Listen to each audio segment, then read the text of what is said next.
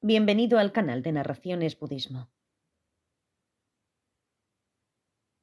Enseñanza extraída de la página web studybuddhism.com por el Dr. Alexander Berzin, narrado por Cristina Ingrid B. Hay muchas formas de recitar mantras. Una es hacerlo vocalmente y otra es hacerlo mentalmente. En realidad así está enlistado en las formas para recitar mantras. Y hay formas de recitar mantras en las que, de hecho, visualizamos las letras y las recitamos mentalmente de esa forma o imaginamos que las letras mismas emiten el sonido. Hay toda una larga lista de diferentes formas en las que se puede trabajar con los mantras. Sin embargo, si observamos con mayor profundidad, queremos ser capaces de entrenar nuestro cuerpo, palabra y mente. No solo nuestro cuerpo y mente, o no solo nuestra mente. La palabra tiene que ver con la comunicación, así que es sumamente importante. Si queremos ayudar a otros, enseñar a otros y demás, necesitamos comunicarnos. Así que como seres humanos usamos la palabra el discurso. En un nivel, trabajar con mantras en voz alta es al menos convertir el discurso en algo positivo, porque integramos el cuerpo en una cierta posición, imaginando que somos cierta deidad. Recitamos un mantra y mantenemos en mente la compasión, la claridad mental o cualquiera que sea la representación. Así que es una forma de integrar los tres elementos: cuerpo, palabra y mente. En un nivel más profundo, entonces, el mantra está involucrado con la respiración y con la energía. La energía y la respiración del cuerpo están muy estrechamente relacionadas desde un punto de vista analítico budista. Así, el mantra le da un ritmo regular a la respiración y a la energía, que en términos de ondas cerebrales o lo que sea, tiene ciertos beneficios. Así que si solo trabajamos en ese nivel de establecer un ritmo más estable a la energía, sea que lo hagamos en voz alta o mentalmente, pienso que tendrá un efecto similar. Estoy hablando solo desde mi propia impresión. Ciertamente también nos calmaría, por ejemplo, o aguzaría un poco más nuestra mente.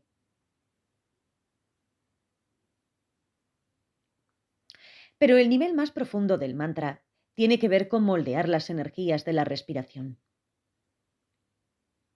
Moldeamos la respiración con el mantra y eso moldea nuestra energía, lo cual nos brinda un método para obtener control sobre los vientos y las energías del cuerpo, de tal forma que podamos llevarlos al canal central.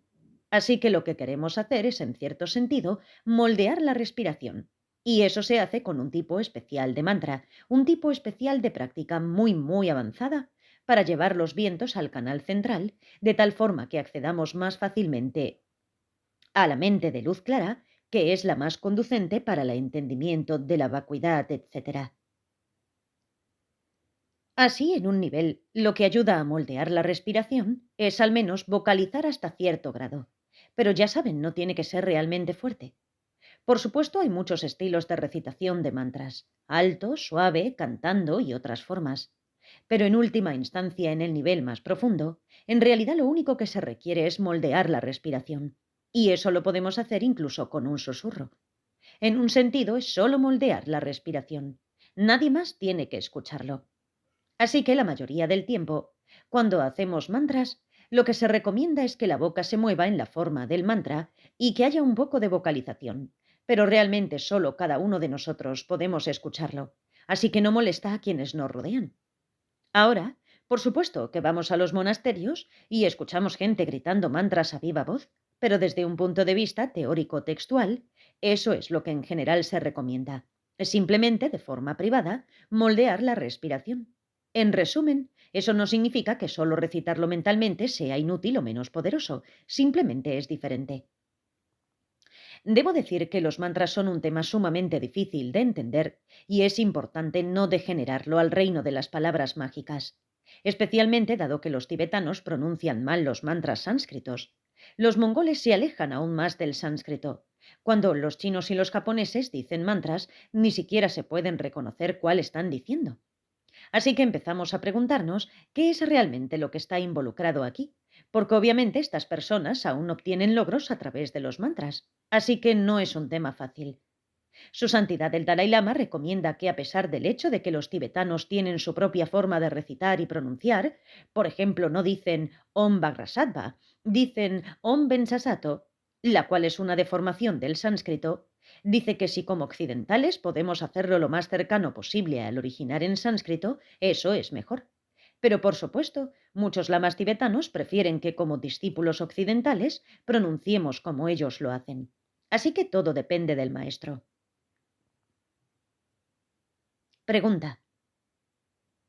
Cuando hemos recibido un empoderamiento y tomamos el compromiso de recitar mantras, ¿está bien recitarlos en el transporte público o en algún lugar así, y no durante la sesión habitual de meditación? ¿Es una buena idea recitar mantras a lo largo de todo el día? Primero que nada, en general, nuestras prácticas de Dharma no deberían en absoluto limitarse a cuando estamos en el ambiente controlado de nuestro lugar de meditación. El punto de la práctica del Dharma es ser capaces de aplicarlo en la vida diaria y no llevar una vida separada, que en nuestro cojín de meditación seamos de una forma y en nuestra vida cotidiana normal seamos completamente diferentes. Así que podemos decir mantras todo el tiempo en cualquier momento. Si estamos en público, como en el metro o algo así, ciertamente no lo diríamos en voz alta. No tenemos que sacar un rosario, un mala, enfrente de todos y usarlo para decir mantras. Como expliqué un poco antes, este tipo de práctica debe mantenerse en privado o escondida. Si estamos en público y definitivamente tenemos que usar un mala para ayudarnos a permanecer enfocados, porque estamos moviendo nuestro dedo, entonces lo conservamos en nuestro bolsillo. ¿De acuerdo? Estamos hablando de una persona laica normal, no necesaria de un monje o una monja. No tenemos que llevar la cuenta de los mantras todo el tiempo. De lo contrario, podríamos simplemente contar en lugar de decir el mantra. El punto del mantra es, por un lado, ayudarnos a permanecer enfocados en un cierto estado mental, como la compasión con Chenrezig o la claridad mental con Manjushri. Así que ciertamente, mientras hacemos el mantra, tratamos de tener ese estado mental que corresponde a él. Hay muchos tipos diferentes de visualizaciones que podemos aprender, asociadas con cada una de las prácticas del mantra. Podemos hacerlas también aun cuando estemos en público, especialmente cuando solo estemos sentados en el metro o algo así. Obviamente, si estamos haciendo algo que es peligroso, si estamos trabajando con un instrumento de poder o algo así, queremos permanecer enfocados y no desviarnos a una visualización. Pero tenemos que recordar eso antes de estar en una etapa bastante avanzada en la etapa completa, en la que somos capaces de generar los vientos de energía asociados con los ojos, por ejemplo, de tal manera que tengamos la forma de la figura búdica con conciencia visual. Antes de eso, que sería el tipo de práctica que todos nosotros haríamos, con cualquier tipo de visualización que hagamos, vemos nuestras formas ordinarias de las cosas con la conciencia visual y la visualización sucede con la conciencia mental. Así que en un sentido están sobreimpuestas. No perdemos de vista el camino cuando cruzamos el camino. Pregunta. ¿Puedes explicar más la necesidad de recitar mantras, además de seguir este compromiso? La palabra mantra, man, es el diminutivo de manas, que significa mente, y tra viene del verbo sánscrito salvar o proteger. Así es como generalmente se explica.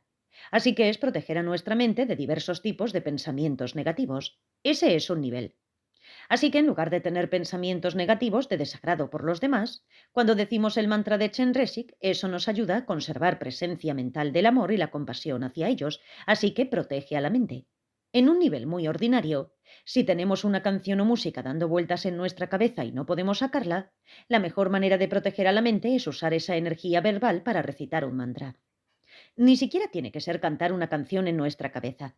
Podría ser solo pensamientos incontrolables como preocuparse por la noche o cosas así. Usamos esa energía verbal de la mente para decir un mantra. Pero en un nivel más profundo, como he dicho, el mantra es un moldeamiento de la respiración. Y al dar forma a la respiración con el sonido del mantra, damos forma a las energías sutiles. Y hay algo que se llama recitación Vajra, en la que se combina la respiración con el sonido Om Ahum. Y con prácticas especiales muy avanzadas, eso se utiliza para dar forma a la respiración, lo cual significa la energía sutil, y hacer que se disuelva en el canal central para entonces proteger de forma última a la mente al llevarla a su nivel más sutil de luz clara. Incluso los logros ordinarios, esos logros especiales, a menudo se obtienen a través de controlar y moldear las energías sutiles, y eso se hace a través de mantras. Los poderes especiales, ya saben, poderes extrasensoriales, extrafísicos, que usamos para ayudar a los demás, no solo para hacer alarde de un poder o algo así. Así que hay muchos usos y propósitos del mantra. ¿Sirve de algo recitar un mantra mientras otra parte de tu mente está pensando en otra cosa? Bueno, es mejor que no decir ningún mantra. Al menos está sucediendo algo, incluso si estamos pensando en fútbol al mismo tiempo que decimos Om Mani Padme Hum. Pero lo mejor, por supuesto, es tratar de estar enfocados. ¿Cuál es la mejor forma de recitar mantras? ¿Recitarlos con visualizaciones o con algunos pensamientos especiales? Hay diferentes maneras de recitar mantras. En voz alta, en voz baja, en tu mente, solo visualizando las letras del mantra en lugar de decirlas en nuestra mente o en voz alta. En el Tantra Kriya se acostumbra a imaginar que las letras del mantra que están dentro de nuestro corazón emiten los sonidos del mantra, en lugar de imaginar que nosotros mismos hacemos el sonido. Y también están las meditaciones en la vacuidad de ese sonido del mantra. Así que hay muchos tipos de diferentes prácticas de mantra. Por lo general, lo que se recomienda es que al menos movamos un poco los labios con el mantra. Solo decirlo un poco en voz baja de tal forma que solo nosotros lo escuchemos. No tenemos que hacer un gran espectáculo de decirlo en voz alta para que todos los que nos rodean lo escuchen, aunque en algunas ocasiones sí lo hacemos en voz alta. Y la velocidad depende de cada uno de nosotros. El punto es no dejar fuera ninguna sílaba. Si alguna vez escuchan recitar mantras o su santidad el Dalai Lama, lo hace más rápido que prácticamente cualquier persona que haya escuchado. Lo mismo para recitar un texto o recitar cualquier cosa. Sin embargo, todo es claro. Transcripción de un seminario, Riga, Latvia, julio de 2008. Gracias por escuchar.